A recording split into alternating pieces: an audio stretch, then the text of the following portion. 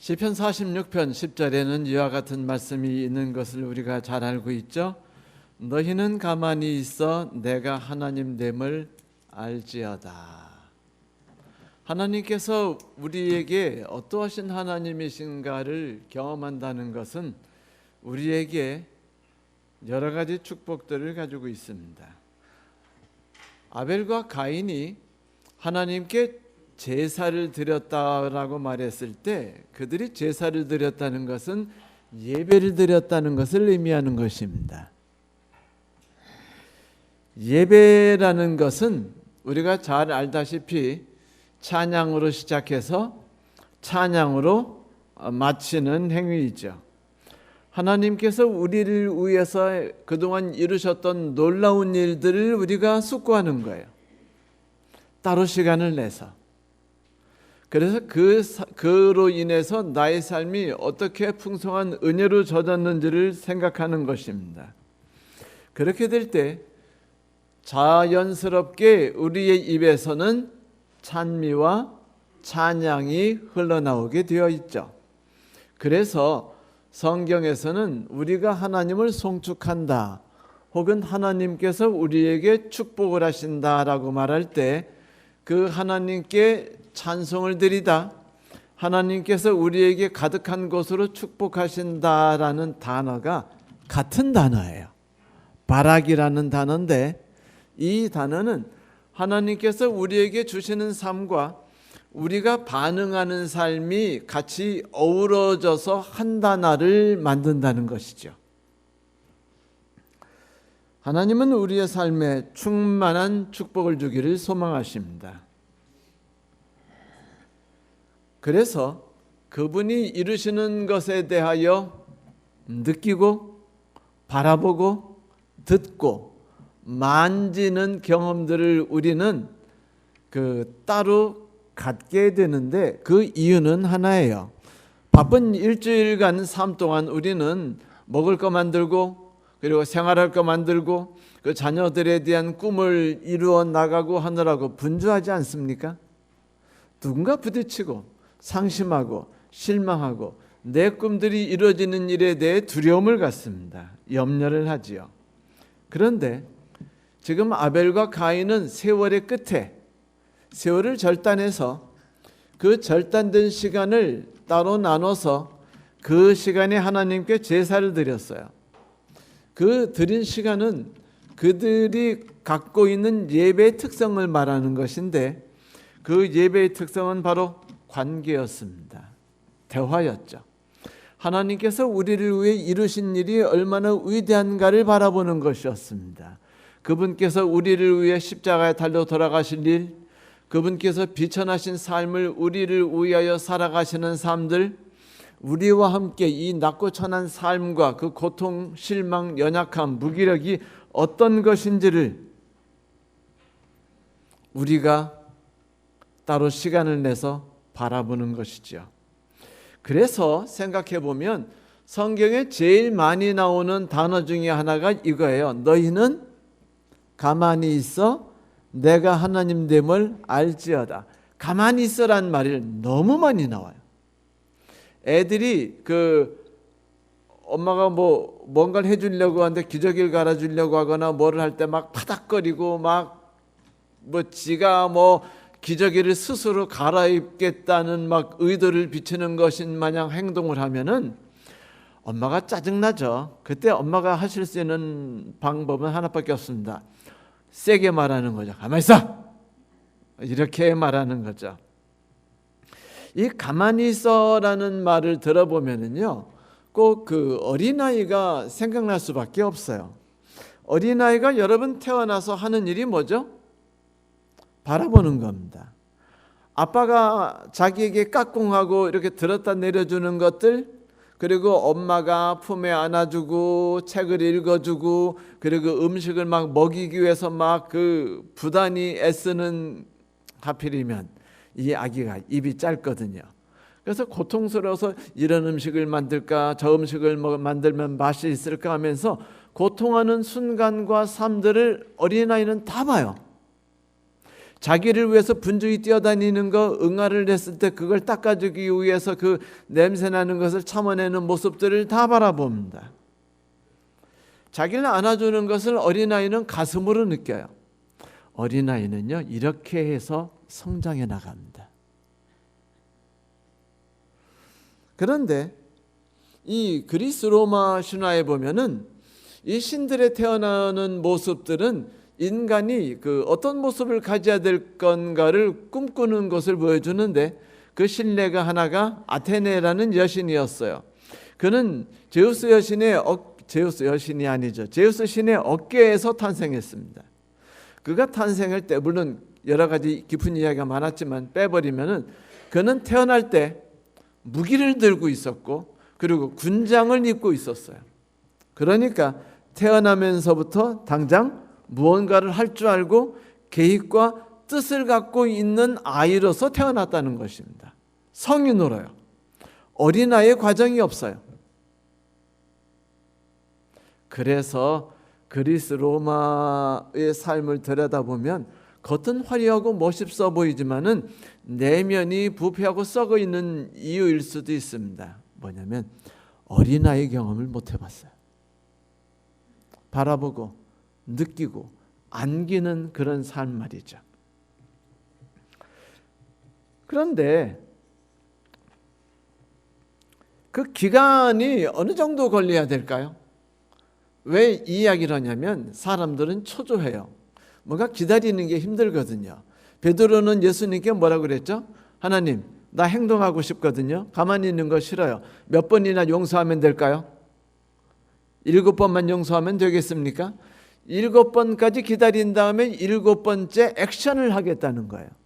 뭔가 내가 꿈꾸고 내가 계획하는 것들을 이뤄보고 싶은 겁니다. 그런데 그때가 언제나 돼야 오느냐에 대해서 여러 가지 의견들이 많아요. 여러분, 강아지는요, 태어나서 몇 개월만 지나면 어른이 됩니다. 송아지도 태어나서 몇 개월만 지나면 금방 어른이 돼요. 반면에 사람은 어떨까요?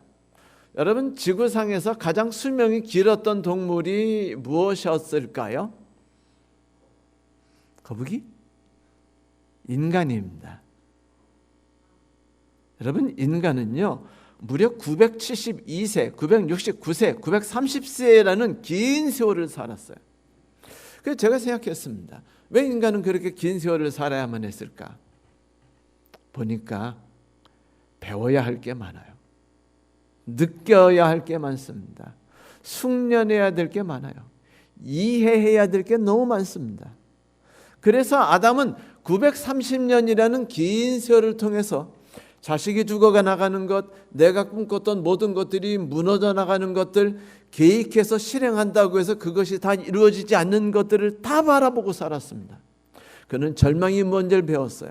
그는 무기력이 뭔지를 깨달았습니다. 그리고서 그는 어른이 됐어요. 930이 돼서 비로소 어른이 됐고, 비로소 하나님을 의지하는 법, 하나님이 나에게 어떤 하나님이신가를 느끼고 그분을 신뢰하고 따라가는 법을 배웠죠. 그러자 하나님께서는 그를 데려가셨습니다. 잠재우셨죠. 그래도 하늘에 승천한 위대한 사람 중에 한 분으로 치는 에녹은 무려 아이를 낳고 300여 년을 하나님을 따라다닌 끝에서야 비로소 하나님을 안다는 사람이 되어서 하늘로 승천해 갔습니다. 그런데 우리 인간들은 너무 바빠요. 너무 빠릅니다. 그래가지고 인생이 겨우 90밖에 못 살기 때문에 초조해가지고 일찍부터 바라보는 것, 느끼는 것, 사랑을 받는 것들, 안겨보는 것들을 줄인 채 내가 무언가 하기 위해서 분주히 뛰어다니는 것에 바빠요. 그러다 보니까 무언가를 행동해야 된다, 어떻게 살아야 되는가에 대한 것들이 인간의 관심의 주 초점이 되어버렸습니다. 그런데 성도 여러분, 아담이 성장한 것이 실패와 무기력과 인간의 본질을 깨달으면서 성장했던 것처럼 시편 46편 10절은 분명히 우리에게 담대하게 이렇게 말하죠. 너희는 가만히 있어 내가 하나님 됨을 알지어다. 아무것도 하지 말고 내가 그대를 위해 했던 일들과 하는 일들과 할 일을 바라보라는 거예요. 그게 너의 삶의 전체가 되게 해보라는 겁니다. 너 인생 90밖에 살지 못해. 그런데 네가 인생을 90을 짝짝짝짝 나누어 가지고 그 인생 그 20년은 준비 과정, 나머지 40년은 네가 행하는 과정, 뭐 이런 식으로 만들어 나갈래? 하나님께서는 거꾸로 말씀하셔요. 네 인생 90년은 모자란 삶이야. 그동안에 내가 너에게 해주는 것을 네가 맛보고 바라보고 느끼기도 부족한 시간이라고 말씀하셔요. 그래서 바삐 살아가는 인생에게 하나님께서 주신 선물이 바로 진정한 지혜이고 능력을 나누어 줄 수 있는 예배였습니다. 우리는 그 시간에 가만히 있는 것이 무엇인지를 배웁니다. 바라보는 것이 무엇인지를 배워요. 사랑받는 것이 무엇인지, 나를 위해 희생하신 하나님의 놀라우신 헌신이 어떤 것인지를 경험합니다. 내가 무언가 해야 되는 것 때문에 바쁜 일정에서 놓일 수 있는 경험을 한다는 것이죠. 아벨과 가인이 제사를 드렸다는 것은 바로 그런 것을 의미했어요. 삶을 나누는 겁니다. 하나님께서 주시는 그 풍성한 은혜를 경험할 수 있는 충분한 시간들을 가져야 된다는 것이죠. 그렇게 아벨은 예배를 드렸고, 그렇게 기도를 했고, 그렇게 하나님을 신뢰했고, 그분이 원하시는 대로의 삶을 따랐습니다. 바로 양이 되어서 목자의 인도하는 삶을 살아보는 것이죠. 그랬더니 히브리서 11장 4절에 하나님께서는 바울을 통해서 이런 이야기를 아벨에 대해서 해주십니다. 믿음으로 아벨은 가인보다 더 나은 제사를 하나님께 드림으로 의로운 자라 하는 증거를 얻었으니 하나님이 그 예물에 대하여 증언하심이라. 그가 죽었으나 그 믿음으로 지금도 말하노라. 그가 언제 죽었는지, 그의 삶을 꽃피우지 못하고 죽었는지, 꽃핀 뒤에 죽었는지는 의미가 없어요. 그에게 중요한 건 그가 하나님을 맛봤다는 것이며 하나님을 신뢰하는 것을 배웠다는 것이며 그분이 원하시는 대로 제사를 드림으로 하나님께 감사와 찬송을 느낌 속에서, 진정으로 인식함 속에서 감사함으로 드릴 수 있었다는 것입니다. 제가 왜 이 이야기를 하냐면 이 제사라는 것이, 예배라는 것이 변질되기가 너무 쉽기 때문이에요.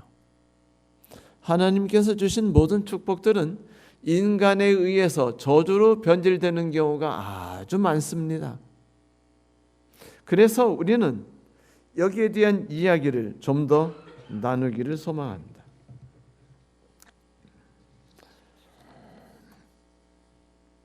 성도 여러분, 제사를 지낸다는 것은요, 하나님에 대하여 온전히 인식하는 시간입니다. 나의 삶에 대해서 온전히 인식하는 시간을 갖는 것이죠. 하나님과 나의 온전한 역할을 인식하는 거예요. 그분의 사랑을 경험하는 것입니다. 그런데 가인에게 있어서 태도와 행동은 문제가 있었어요. 어떤 문제였죠? 그는 하나님께서 원하시는 방법들의 삶으로 들어가지 않았어요. 그러니까 이런 거죠. 트럭을 태워줬는데 짐을 머리 위에 계속 이고서 트럭에 앉아 있는 겁니다. 아주머니 왜 그 짐을 이고 계세요? 그러니까 트럭 탄 것도 미안해 죽겠는데 짐까지 내가 내려놓으면 되겠습니까? 라고 말하는 것처럼요. 가인은 그의 예배 방식을 바꿔버렸습니다. 그는 자기가 하나님께 무엇을 드렸어요. 하나님이 원하시는 삶의 방법, 자기의 연약함을 인식하고 하나님을 의지해야 되는 것, 어린아이가 잘하는 게 제일 잘하는 게 그거죠. 자룬다는 거. 그거를 그는 모든 걸 다 해결할 수 있어요. 그에게 필요한 모든 것들을 다 이루어낼 수 있죠. 아니, 울면 되는데 왜 그냥 억지로 일어나가지고 뛰어다니려고 그러고 밥을 스스로 만들어 먹으려고 합니까? 나이가 1살짜리가. 그거는요, 어리석은 짓이며 비정상적인 짓이죠.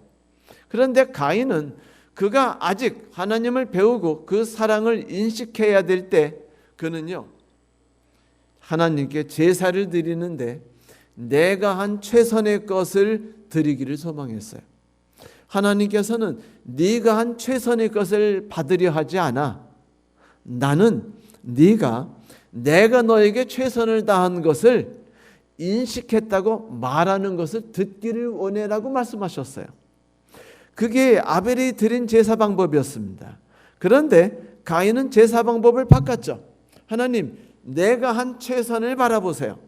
그리고 내가 한 최선을 보고 당신께서 나에게 거기에 합당한 대가를 주셨으면 합니다. 라고 말하는 것이 일간 정상적인 것처럼 보이죠. 이 교회를 다녀보고 예배를 다니며 목사님들 설교를 들어보면은요, 이 교회 속에 그 아주 크게 움직이고 있는 그 어떤 특별한 행태를 볼 수 있어요. 그게 뭐냐면 주시옵소서, 해결해 주시옵소서, 원한을 풀어 주시옵소서, 이딴 말들입니다. 이딴 말이라니까 제가 너무 무식하게 말했는데, 들어주시옵소서, 돌봐주시옵소서, 이기게 해주시옵소서, 원수가 물러가게 해주시옵소서, 남편이 태도를 고치게 해주시옵소서, 아니 그냥 죽게 해주시옵소서, 합격하게 해주시옵소서, 내가 왕따가 되지 않게 해주시옵소서, 성공하게 해주시옵소서. 이렇게 보면 우리가 다 세상적인 얘기들이고 그렇게 하면 안 되지 라고 말하는데, 성도 여러분, 교인도 똑같은 짓을 해요. 교회가 부흥하게 해주시옵소서 기도도 역시 똑같은 겁니다.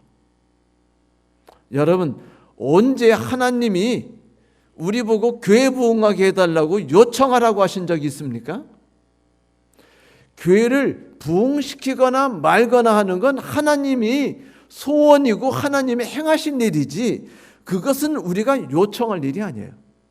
그걸 우리가 요청하게 되면 주객이 바뀌는 거예요. 하나님이 생각할 때 이 싸가지 없는 녀석이 다 있네. 그게 내 교회니? 왜 네가 내 교회인 것처럼 구도자를 주시옵소서, 영혼을 주시옵소서, 교회를 부흥시켜 주시옵소서라고 말하지? 그러면 네가 교회 주인이고 나는 교회 손님이고, 네가 기도하고 헌금을 드렸으니까 네가 요청하는 대로 다 들어줘야 되는 그런 자판기니? 라고 말하는 겁니다. 이건 심각해요.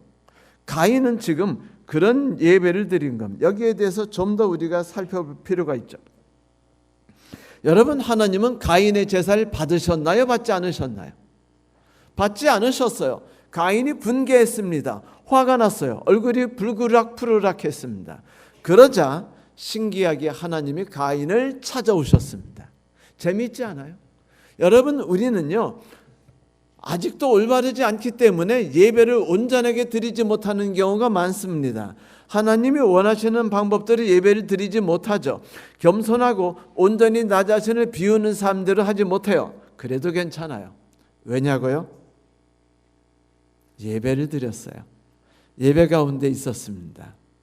그 예배가 끝나고 가인의 예배가 드려지지 않은 것으로서 관계가 땡쳤나요? 하나님은 가인을 버리셨습니까? 그렇지 않아요.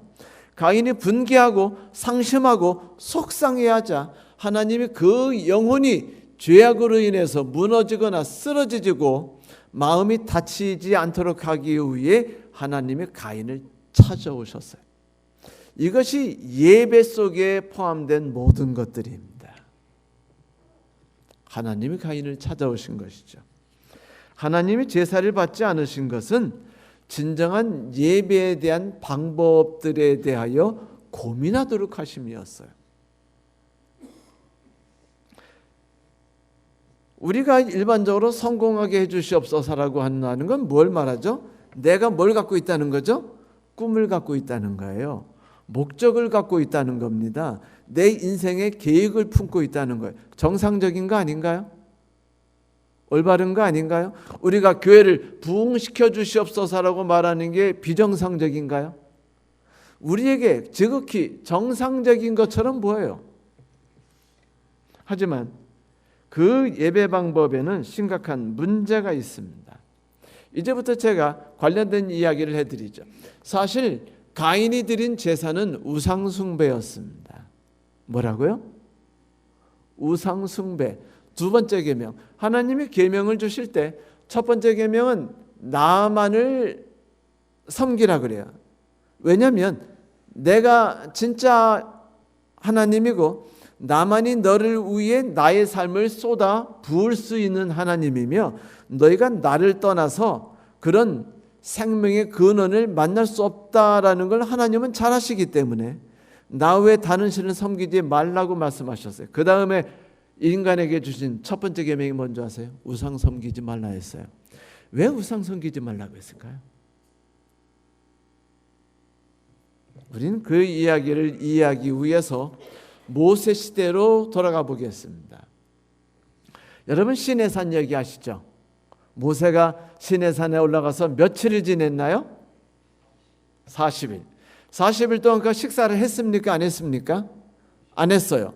하나님이 그에게 그 십계명 돌비를 직접 새겨가지고 주셨죠. 그 놀라운 경험들이 있었는데 그까짓 거 하나님의 맘만 먹으면 몇 시간이면 할 수 있으실까요? 까짓 거 1시간이면 끝내요. 여러분 그 TV 보면은 그 영화에 보면은요 인간에게 그 컴퓨터 딱 붙이고 있으면은 디리리리리 막 정보와 지식이 막 인간에게 막 싹 들어가면은 그때부터 인간이 놀라운 사람으로 바뀔 수 있다는 뭐 그런 그 놀랍고 기가 막히며 신비한 그 동화 같은 이야기 보지 않습니까? 하나님도 그런 일을 능히 하실 수 있는 분이셔요. 그러므로 하나님이 모세에게 십계명을 만들어 주시고 그의 삶을 바뀌게 하시는 데는요 1시간이면 끝나요. 시내산 올라가는 시간 그것도 필요 없어요 사실은. 그런데 올라갔다 합시다. 폼은 잡아야 되니까. 그 다음에 구름으로 덮으셨어요. 그리고 모세가 거기서 1시간 뒤에 이야기를 들은 다음에 몇 가지 이야기를 듣고 십계명에 대한 설명을 정보를 통해 쫙 입력받은 다음에 내려갔어요. 끝. 얼마나 좋아요. 이렇게 했으면은요 이스라엘에게 있어 심각한 문제가 터지지 않았습니다. 그런데 며칠이나 있었다고요? 40일 동안 모세는요 맛있는 밥을 못 먹었어요. 자기가 하고 싶은 것도 하지 못했습니다. 40일 동안 거기서 지냈어요. 힘든 삶이었을지 모릅니다. 그런데 그 시간 동안 누구도 고통스러웠을까요? 이스라엘 백성들은 고통스러운 삶을 지냈습니다. 40일 동안 멍하니 앉아 있었어요. 아니 나 40일 동안 그 모세가 떠나면서 여호수아를 통해서 여호수아야 내가 40일 동안 올라갔다 올 건데 너는 이제부터 우리가 어떤 통로를 통해서 그 광야를 거쳐 가지고 그 가나안에 도착할지 거기서 만날 대적들과 원수는 어떤 것인지 하나님이 우리에게 주실 기적과 능력은 어떤 것인지 우리가 여기서 배우고 익히고 훈련받아야 되며 얻어야 될 지적 재산과 물질적 재산은 무엇인지 좀 알려주고서 그걸 교육시키면 안 됩니까? 그래야 안 그래요? 부부에게 3시간이 딱 있으면 남편은요 휴대폰 보고 있거나 컴퓨터 앞에서 게임을 하거나 혹은 지가 좋아하는 축구 보러 나갑니다. 아내는 그 시간에 밥을 하려고 하거나 오늘은 우리 애하고 남편이 뭘 먹으면 행복해 할까 하고 그거를 고민해요. 그렇죠? 서로 간에 시간을 소비하는 방법이 다르죠. 그런데 이 멍한 시간을 줬다는 것은요 참 소비하는 것이 쉽진 않습니다. 그것이 몇 시간일 때는 쉬워요. 그런데 40일일 때는 어떻습니까? 미치는 거예요. 도대체 하나님이 뭐 하자는 건지 그 심산을 모르겠는 겁니다. 계획이 뭔지, 꿈이 뭔지, 우리로 하여금 어떻게 살아가기를 바라는 건지 아무것도 안 알려주시고서 그냥 대기하고 있어요. 쉬워요, 힘들어요? 인간은요, 내가 무언가를 해야 되고 내가 뭔가 꿈을 갖고 뭔가 그것을 위해서 이루어 나갈 때 마음이 편안합니다. 행복해요. 위로를 얻고요. 그리고 자신감이 생기고, 그리고 흐뭇한 마음도 생기고, 너희들 나 좀 봐 하면서 광채가 내게서 비치는 것을 보여주고 싶은 생각도 납니다. 그런데 40일 동안 아무것도 하지 않도록 해버린다면 그들은 고통에 빠져요.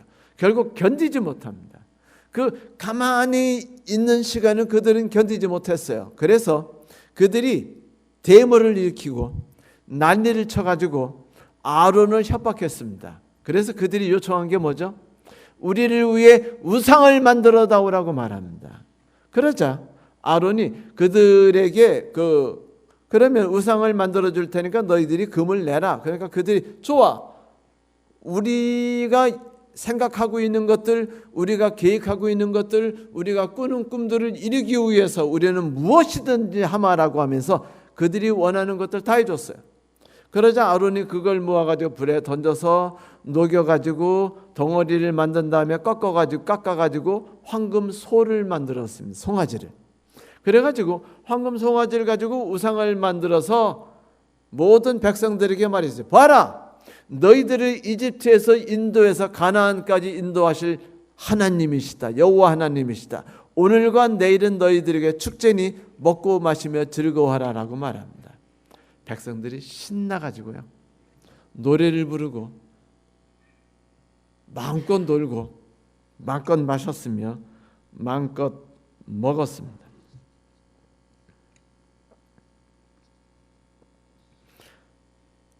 내가 뭔가 하고 내가 내 꿈을 이루기 위해서 무언가를 이루는 것들을 그들은 매우 좋아해요. 그런데 그들은 신에 대한 개념은 자판기예요. 말씀드렸듯이 꿈이 이루어지고 목표가 달성되는 삶이 얼마나 만족스럽습니까? 유튜브를 보세요. 다 그 얘기밖에 없잖아요. 꿈을 만들어라, 꿈을 이루기 위해서 어떻게 행동하라라는 것으로 가득 찹니다. 물론 그 이야기하는 사람을 말 팔아먹는 사람에 불과할 수 있지만은 아닐 수도 있어요. 그들은 일어나 뛰어놀았어요. 그렇죠. 그들이 목이 마릅니다. 그들이 물이 필요해요. 그러면 물을 얻는 가장 쉽고 빠르고 정확한 방법이 뭔지 아세요? 자판기로 가는 겁니다. 동전을 자판기에다 넣어요. 그리고 그 불이 딱 들으면 물 버튼을 누릅니다. 그럼 물이 두루루루 하면서 그 병이 내려와요. 환타를 먹고 싶어요? 지폐를 넣습니다. 환타 버튼 눌러요. 그러면 띠리리리 하더니 환타가 튀어나옵니다. 내가 원하는 삶의 방식을 택하고 하나님께 기도를 드린 다음에 헌금을 드리고 예배를 드려요.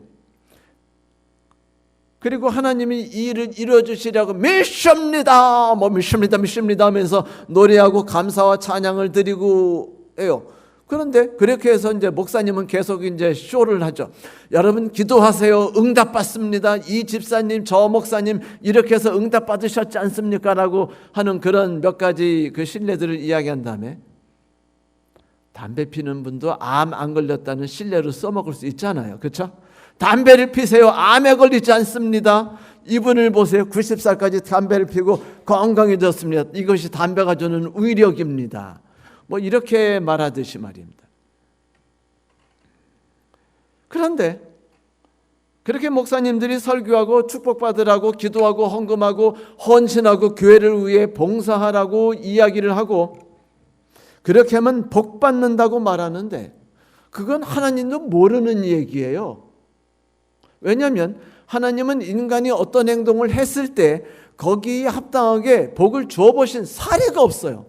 한 번도 그렇게 해보신 적이 없고 거기에 알지 못해요. 하나님은 인간이 기도했다고 해서 그것을 응답해 보신 적이 없습니다. 하나님은 인간에 대해 꿈을 꾸시고 인간이 하나님이 꾸시는 꿈을 따라올 수 있도록 모든 계획을 세우시고 그를 돌보시며 인도하시는 것을 좋아하시죠. 하나님도요.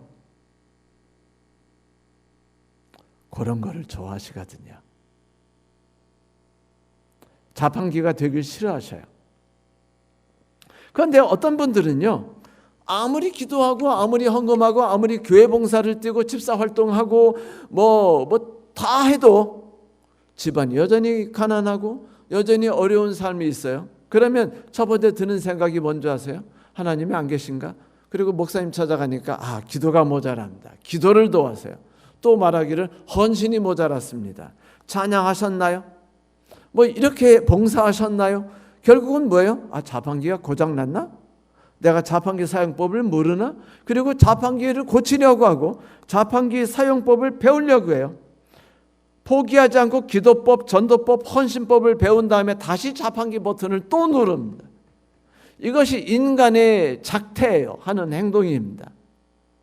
인간들은 기도와 예배를 통해서 하나님께 내가 원하는 꿈을 이루어 주시옵소서라고 하는 행동에 쉽게 빠져버려요. 하나님이 우리에 대한 계획이 없으신가요? 꿈이 없으십니까? 그분이 우리의 삶을 돌봐주지 않으셨나요? 부모가 아이를 낳았으면 아이에게 태어나자마자 묻습니까? 네 꿈이 뭐니? 네 꿈을 이루기 위해서 너는 이런 행동을 해야 된다? 라고 말하는 적 보셨습니까? 아니에요. 절대로 그러지 않습니다. 부모는 그저 아이의 연약한 점과 아이가 언젠간 자라난다는 것과 아이가 어떻게 하면 성장한다는 걸 알기 때문에 무한한 사랑을 쏟아부을 뿐이에요. 아이가 할 일은 바라보고 느끼고 감사히 하고 반응하는 것입니다. 바울의 이야기를 들려드리죠. 이스라엘 백성이 우상을 만들어 달라고 했던 건 결국 뭐냐면 하나님, 우리는 하나님이 이끄시는 삶이 싫습니다. 내 목표, 내 꿈을 이루기 위해서 성공하는 방법을 내가 행동해서 만드는 방법을 알려주는 신이 되어주세요 라고 요청했습니다. 그날 그들은 우상을 만들면서. 바울은요 정말 대단한 사람이었어요. 그는 1차, 2차, 3차 전도 여행을 나가면서 어디 가든지 대성공을 거둔 위대한 전도사였습니다. 위대한 선교사였어요. 가는 곳마다 성공했고 가는 곳마다 영혼을 만들었으며 하나님이 그 믿는 사람들이 늘어나게 만들었습니다. 물론 그건 겉으로 볼 때였고 속으로 들여다보면 교회가 썩었고 교회가 상처를 입고 교회가 싸우는 모습들이 가득했습니다. 그런데 바울은 신이 나가지고 계속해서 하나님을 위해서 뭔가 하기 위해서 계속 봉사활동을 떠납니다. 그리고 3차 봉사활동을 떠나면서 이제 동료들과 함께, 동료는 점점 불어나죠. 왜냐하면 이 지구상의 가장 위대한 선교사예요. 가장 능력 있는 선교사며 가장 영성이 가득한 선교사였거든요. 그래서 많은 사람들이 모여서 이제 예루살렘으로 돌아오고 있었어요. 그들은 꿈이 있었습니다. 자, 4차 전도계획은 어떻게 세울까? 아니 10차 전도계획까지 우리가 세워야 하지 않을까? 그러면서 그들은 다양한 계획을 세우고 다양한 꿈을 만들며 부풀고 그것을 어떻게 이룰까에 대해 상상하면서 꾸며졌습니다. 그런데 그때 바울을 강타하는 충격이 있었어요. 그게 뭔지 아십니까? 바울아, 너 이제 예루살렘 가면 잡힐 거야. 너 감옥에 갇힐 거야. 죽을지도 몰라. 이게 뭡니까? 바울아, 너는 큰 꿈을 가지고 있구나. 너는 목표를 가지고 있어. 너는 열심히 세상을 살려고 해. 네가 된 것 같지? 너의 행동으로 인해서 전 세계가 다 복음으로 불타는 것 같지? 너는 그래서 더 열심히 뛰어가지고 온 세상을 복음으로 환하게 하고 싶지? 미안하지만 나는 너를 더 이상 그렇게 사용하지 않을 거야. 감옥에 가 있어라 라고 말씀하신 겁니다. 바울이 감옥에 들어갔어요. 그는 금방 나올 줄 알았습니다. 그런데 총독과 왕이 이 싹수가 노란 분들이에요. 바울이 무슨 돈이 있다고 바울에게서 돈을 원해요.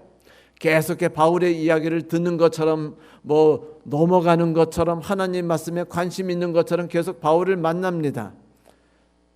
이거 제가 경험한 거예요. 영어학원 하면은요 소방서에서 찾아오고 경찰서가 찾아오고 국가정보부에서 찾아오고 많이 찾아옵니다.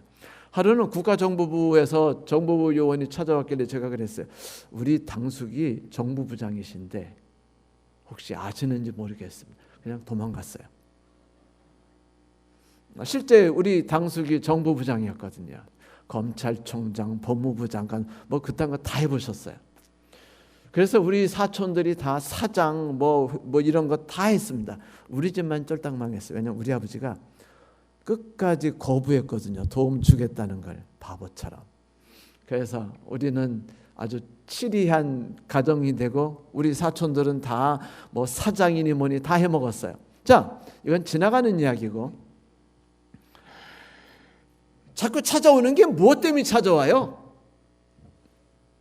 요것 때문에 찾아옵니다. 미장원을 열든 뭐 네일샵을 열든 아니면 24시간 편의점을 열든 계속 그분들이 찾아오셔요. 대화를 나누기 위해서인 줄 아세요? 내가 예뻐서인 줄 아십니까? 아니에요. 이겁니다.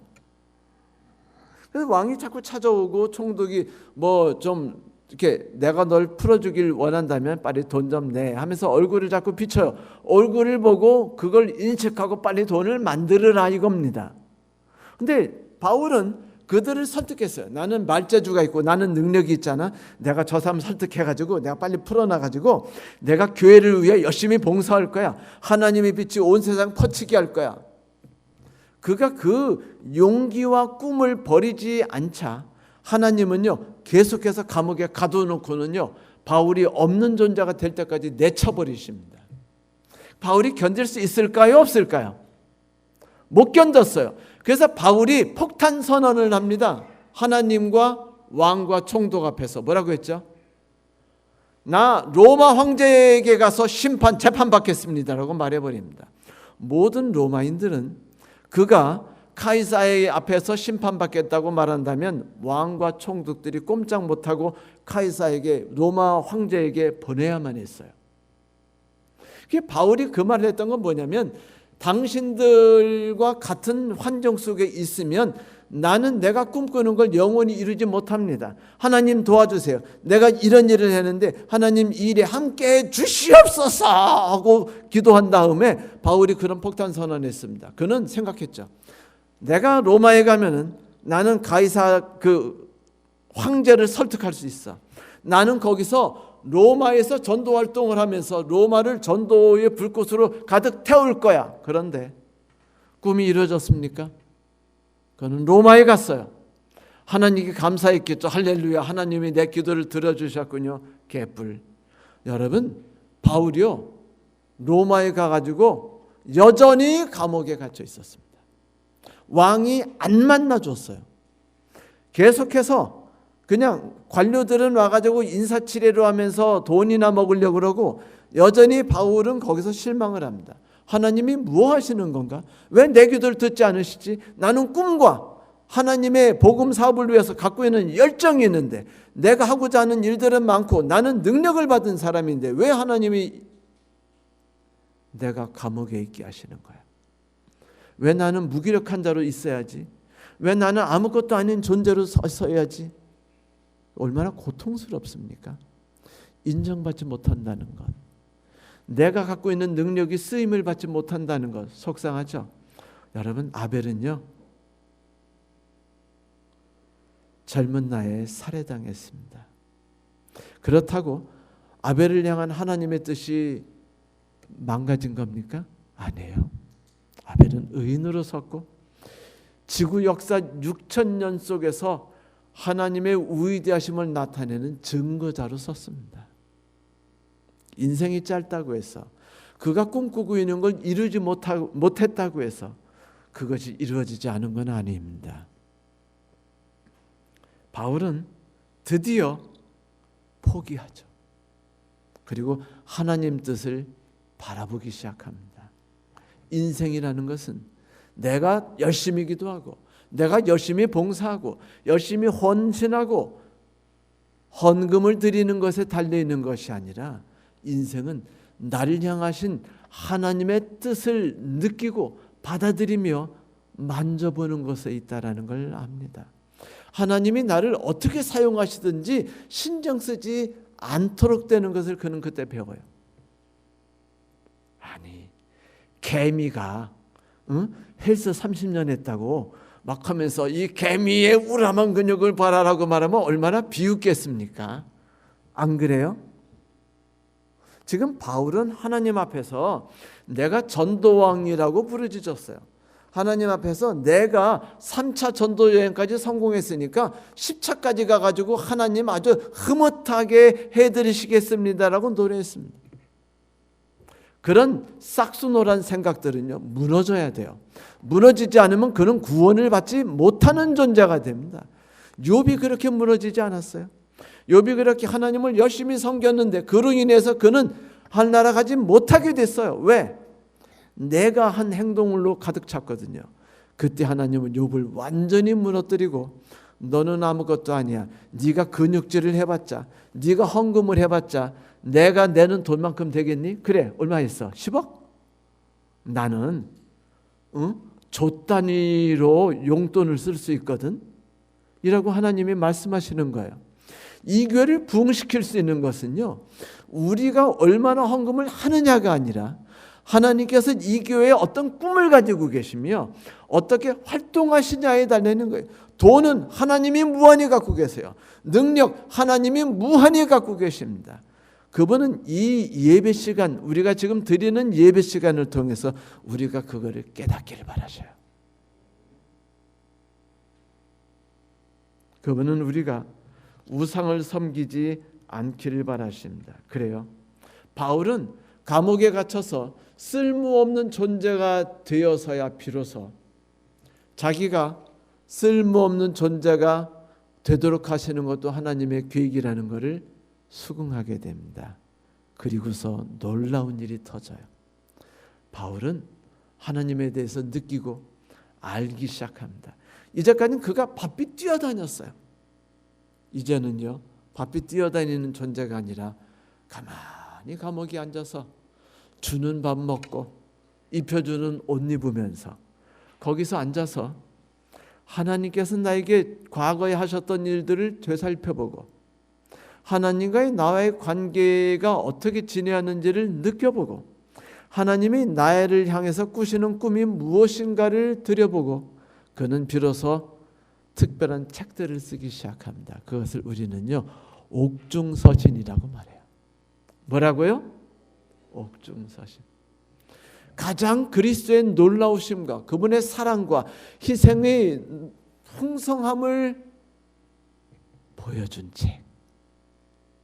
많은 사람들로 하여금 하나님을 만날 수 있도록 해준 책들은요, 그가 전도하고 봉사하며 헌신했던 삶 속에서 아니라 하나님의 감옥에 집어넣으셨을 때, 그래서 그가 무언가 하려 하지 않고 자기의 꿈을 만들지 않고 하나님께서 나에게 주시는 꿈이 무엇인지를 바라보려는 삶의 자세로 변환되었을 때 비로소 그는 하나님이 꿈꾸시는 인간이 되기 시작하죠.